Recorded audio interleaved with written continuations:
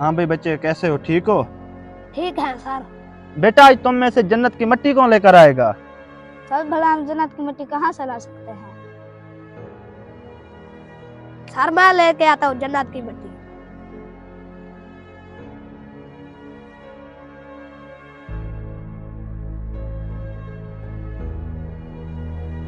Sir ये रही जन्नत की मिट्टी।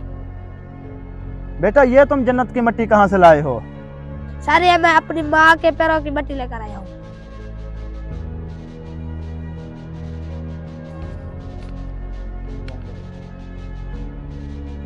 बेटा, जैसे कि तुम लोगों को पता है कि जो जन्नत है वो माँ के कदमों तले है।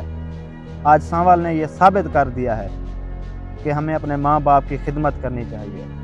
वैसे तो इस दुनिया में जन्नत की मिट्टी कहीं भी नहीं मिलती, लेकिन अल्लाह ताला ने जन्नत को खींच के हमारे माँ के कदमों में रख दिया है। इसलिए हमें अपने माँ बाप की खिदमत करनी चाहिए।